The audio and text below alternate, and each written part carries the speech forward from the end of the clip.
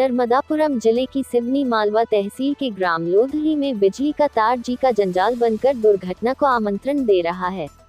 ग्रामीण क्षेत्रों की तंग गली मोहल्लों की बात छोड़िए, ग्राम की मुख्य सड़क के किनारे गाड़े गए विद्युत पोल से लोगों द्वारा लिया गया विद्युत कनेक्शन के कारण बिजली तारों का जाल बना हुआ है। अधिकांश गली मोहल्लों में बेतरतीब तरीके से बिजली के तार घरों तक पहुंचे हैं।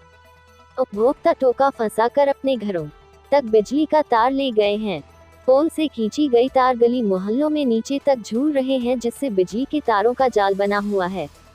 ग्राम में बिजली के तार को इस प्रकार अपने घरों में ले जाकर जीवन से खिलवाड़ किया जा रहा है। इस व्यवस्था से कभी भी जान आफत में पड़ सकती है। इस दिशा में की जा रही विभाग की लापरवाही से किसी भी वक्त घटित होने वाली घटना से इनकार नहीं किया जा सकता है। बिजली विभाग की लापरवाही से तारों के मकड़जाल से अवैध कनेक्शन वाले मौज कर रहे हैं। वैध विद्युत उपभोक्ता जहां कनेक्शन लेने से लेकर हर माह बिजली बिल के रूप में अच्छी खासी रकम विभाग को राजस्व के रूप में देते हैं, वहीं बिजली के इस मकड़जाल की आड़ में कई लोगों ने अवैध रूप से अपने घरों तक बिजली ले रखी है। वे बिना बिजली बिल अदा किए और कनेक्शन चार्ज चुकाए बिजली का उपभोग कर रहे हैं। विभाग भी तारों के इस मकड़जाल के बीच अवैध कनेक्शन वालों को पकड़ पाने में असमर्थ है। ग्रामीण बताते हैं कि इसकी शिकायत हमारे द्वारा कई बार विभाग सहित सीएम हेल्पलाइन पर भी की गई है, परंतु अब तक विभाग के द्वारा कोई सुधार कार्य नहीं किया गया है। ग्रामीण क्षेत्र होने के चलते कृषि उपकरण जैसे हार्वेस्टर सहित कई बड़े वाहन जब निकलते हैं तो पूरे तार तोड़ जाते हैं, जिससे पूरे गांव में अंधेरा छा जाता है, परंतु लापरवाह प्रशासन इस और कोई ध्यान नहीं दे रहा है। शायद किसी बड़े हादसे के बाद ही प्रशासन की नींद खुलेगी।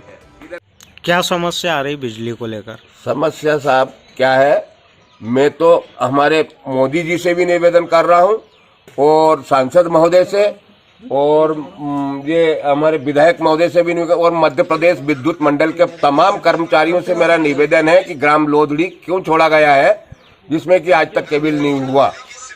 मेरा एक निवेदन उनसे है कि गांव लोधड़ी में क्यों केबल नहीं लगाया गया है। क्या चाहते हैं आप? नहीं, हम यही चाहते हैं कि देख लीजिए, अभी ये हमारे ये तार की कंडीशन देख लीजिए। जब कोई हार्वेस्टर चलता है तो वो खेत में जाके काम करने लगता है और इधर सब पूरे गांव में पूरा अंधेरा अंधेरा रहता है। तो हम ये चाहते हैं कि अगर स्ट्रीट लाइट बढ़ जाए, वो केबल लग जाए और जगह जगह मीटर लग जाए और 3-4 ट्रांसफार्मर लग जाए तो हमारी समस्या सॉल्व हो जाए। ये चाह रहे हैं हम। इसकी शिकायत की थी तो हमने शिकायत की थी, अब आज तक कोई सुनवाई नहीं हुई। हमने बहुत कुछ कोशिश कर ली है लेकिन हमारी आज तक कोई सुनवाई नहीं हुई। अगर आपकी सुनवाई नहीं होती है तो क्या अगला कदम ग्रामीणों के द्वारा रहेगा? हम ये कलेक्टर महोदय के पास जाएंगे और विधायक महोदय को लेके जाएंगे। वो अगर हमारी सुन लेंगे तो सुन लेंगे। हम तो देहात में रहते हैं तो इसलिए हमारे पास देहाती चलो जरवा है। बाकी मंत्री संतरी वो उनके हिसाब से वो करेंगे। जगदीश यदुवंशी। बिजली की यहाँ क्या समस्या आ रही है? अरे साहब, बिजली की तो समस्या ही समस्या है। ये लाइट देख लो आप, झूलते हुए तार, कभी जम ज्यादा हो जाती, कभी फुल हो जाती, कभी डिम हो जाती, कभी पंखे जल रहे, कभी कूलर जल रही।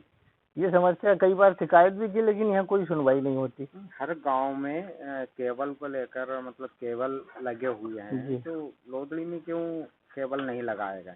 क्या पता साहब, ये तो पता नहीं है, लेकिन यहाँ तो कई बार शिकायत भी की लेकिन वहाँ तक पहुँच ही नहीं पाती। इधर से तरका। नर्मदापुरम जिले की सिवनी मालवा तहसील के ग्राम डीमावर के ग्रामीणों ने तहसीलदार प्रमेश जैन को एक ज्ञापन सौंपा। ज्ञापन में बताया कि हमारे ग्राम डीमावर से नर्मदापुरम जिले की रेत को सीहोर जिले के रेत माफियाओं द्वारा कश्तियों पनडुब्बियों के द्वारा अवैध रेत का उत्खनन किया जा रहा है और सीहोर के माफियाओं द्वारा ग्राम डीमावर के ग्रामीणों को धमकी दी जा रही है। सीहोर के माफियाओं का कहना है कि दोनों जिले के शासन प्रशासन की मिली भगत से हमारा काम चल रहा है और उनका कहना है कि हमारा रेत का काम कोई नहीं रोक सकता। जो भी ग्रामीण अवैध उत्खनन को रोकने जाते हैं तो उन्हें जान से मारने की धमकी दी जाती है। अगर 2 दिनों के अंदर शासन प्रशासन के द्वारा कोई कार्यवाही नहीं की गई तो हम समस्त ग्रामीण मिलकर उग्र आंदोलन के साथ अवैध उत्खनन की कश्ती रोकेंगे। इस आंदोलन से अगर किसी प्रकार की कोई जनहानि होती है तो इसकी सारी जिम्मेदार शासन प्रशासन की होगी। अतः अतिशीघ्र ही अवैध रेत की कश्तियों को रोकने का कार्य प्रशासन के द्वारा किया जाए। नर्मदापुरम जिले की सिवनी मालवा तहसील में नवनिर्मित ब्रिज हादसों की वजह बनता जा रहा है। आए दिन सिवनी मालवा से बाबरी की ओर जाने वाले ब्रिज के मोड़ पर दुर्घटना होती रहती है। ऐसा ही एक मामला शुक्रवार की दोपहर देखने को मिला। यहां पर दो पहिया वाहन चालकों की आपस में भिड़ंत हो गई, जिसमें एक वाहन चालक को गंभीर चोट आई है, जिसे 108 के द्वारा सामुदायिक स्वास्थ्य सिवनी मालवा पहुंचाया गया। काफी समय से शहर के बड़े बड़े संगठन ब्रिज पर स्पीड ब्रेकर बनाने की मांग कर रहे हैं। हिंदू सेना के सदस्य कल्लू राठौर ने बताया कि पूर्व एसडीएम को भी इस मामले में कई बार आवेदन ज्ञापन दिए जा चुके हैं, पर अभी तक स्पीड ब्रेकर की व्यवस्था नहीं हो पाई है। आने वाले दिनों में एक बार फिर से एसडीएम से इस विषय में चर्चा कर स्पीड ब्रेकर बनाने की मांग की जाएगी। आपको बता दें, नवनिर्मित ब्रिज पर सिवनी मालवा से बावरी जाने वाले मोड़ अंधा मोड़ बन चुका है। कभी भी इस जगह पर कोई बड़ा हादसा हो सकता है। शासन प्रशासन को तत्परता से इस विषय को संज्ञान में लेने की आवश्यकता है।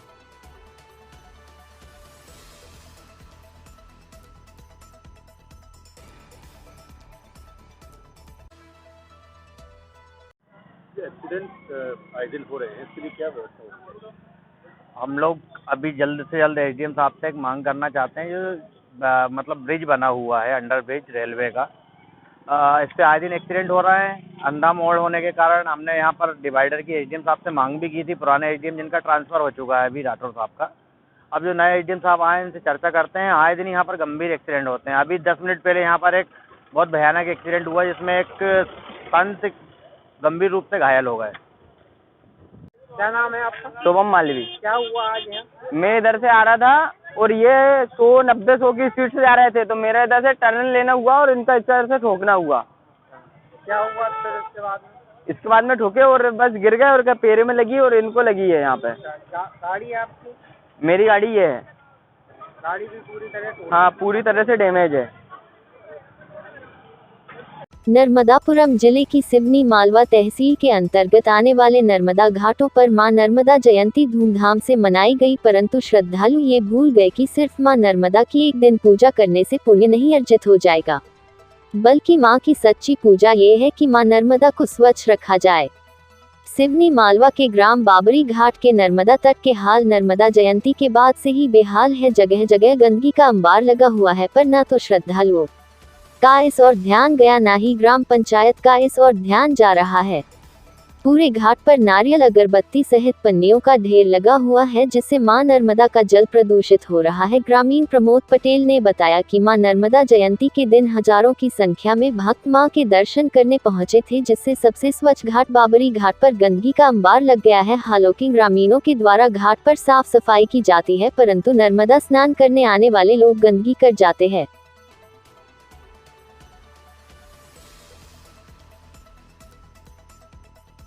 नर्मदापुरम जिले की सिवनी मालवा तहसील में बस स्टैंड पर पूरी, सब्जी और केला सहित अन्य कई सामान बिकते हुए आपने देखा होगा, लेकिन सिवनी मालवा बस स्टैंड पर पैसेंजर्स भी बिकते हैं, ये किसी ने नहीं सुना होगा। इस समय सिवनी मालवा बस स्टैंड पर दलालों का बोलबाला है। ये बस स्टैंड पर दिन भर टहलकर पैसेंजर्स को अपनी बातों में फंसाते हैं और फिर इन्हें अपनी गाड़ी में ही बैठाते हैं। ऐसा दलाल तब तक करते हैं जब तक बस फुल ना हो जाए। इसके लिए दलालों को मोटी रकम दी जाती है। हालत ये है कि इनकी पहुंच और रौब के आगे किसी की भी एक ना चलती है। सिवनी मालवा में शुक्रवार सुबह हुए बस एजेंटों के विवाद में सवारी परेशान होती रही, जिसके बाद थाना प्रभारी जितेंद्र यादव ने संज्ञान लेते हुए सभी कथित बस एजेंटों को थाने बुलाया गया, जहां उन्हें दो टूक कहा गया है कि बस स्टैंड पर किसी भी प्रकार की एजेंटी नहीं चलेगी। वही सभी कथित बस एजेंटों के खिलाफ प्रतिबंधात्मक कार्रवाई की जा रही है।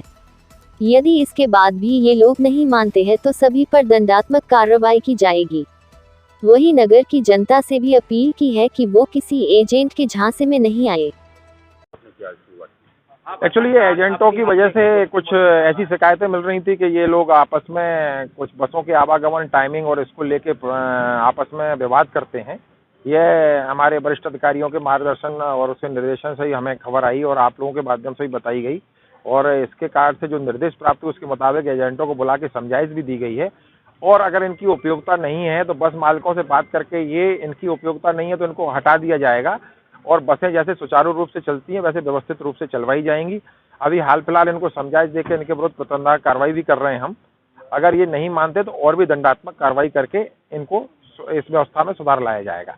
अभी हमारे यहाँ 13 और 14 तारीख को चूंकि बड़ा प्रोग्राम है, संत समागम होके एक धार्मिक कार्यक्रम है जिसमें बाहर से भी लोग अतिथि और वीआईपी आएंगे। इस व्यवस्था को करने के लिए मैं आम जनता से और सभी से अनुरोध भी करता हूं कि 13 तारीख को और 14 तारीख को बड़े वाहन जिसमें बसें भी शामिल हैं वो नंदरवाड़ा तक नहीं आ पाएंगी।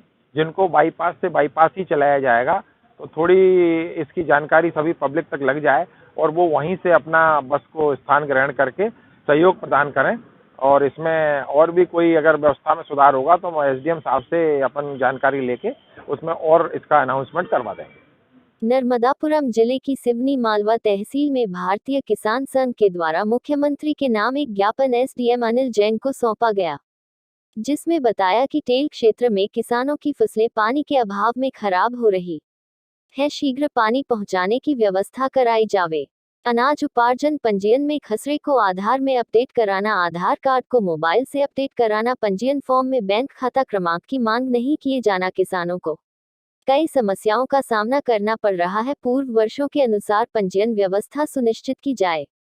खसरे से आधार कार्ड को लिंक किए जाने की व्यवस्था मुहिम चलाकर पटवारियों को निश्चित समय सीमा देकर अपडेशन का कार्य कराया जाए। तहसील क्षेत्र में आधार अपडेट केंद्रों की संख्या शीघ्र अतिशीघ्र बढ़ाई जाए। अनाज उत्पादन में बढ़ती लागत एवं प्राकृतिक जोखिम को देखते हुए रबी फसल गेहूं चना के उपार्जन पर 500 रुपये प्रति क्विंटल बोनस के रूप में राज्य सरकार द्वारा किसानों को दिया जाना सुनिश्चित किया जावे। चने का उपार्जन 10 मार्च से किया जाना सुनिश्चित किया जावे।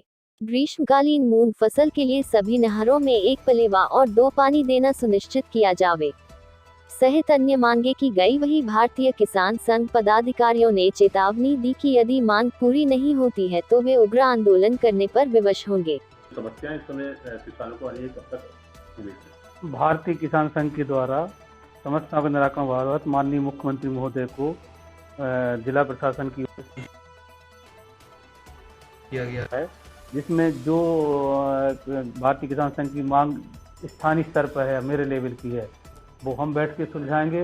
जो जिला स्तर पर जिला स्तर पर जिससे मांग मान जा सकती है वो शासन स्तर तक पहुंचाए जाएंगे। आज मुख्यमंत्री महोदय को किसानों की समस्याओं को लेकर ज्ञापन दिया। उसमें मुख्य समस्या आ रही है, सरकार ने अभी पंजीयन में आधार कार्ड अपडेशन मोबाइल नंबर से और बैंक खाते को आधार से अपडेट कराने के लिए ऐसे निर्देश जारी किए हैं, और साथ ही फार्म में जो है खाता नंबर का भी जिक्र नहीं है, आधार नंबर से ही किसानों को भुगतान होगा। ऐसी स्थितियों में किसानों को लाइन लगा के खड़ा कर दिया है। किसान बहुत परेशान है और ये आधार अपडेशन का कार्य तो जो है इनको एक सख्त निर्देश देके पटवारियों को एक निश्चित समय सीमा में किया जाना चाहिए। अब 70% किसानों के खाते में आधार अपडेट नहीं है और किसान परेशान हो रहा, वो पटवारियों को ढूंढता है और पटवारी जो है या तो हफ्ते में 1 दिन आते हैं या 2 दिन आते हैं और किसानों को मिल भी नहीं पाते और समस्या का समाधान नहीं हो पा रहा है।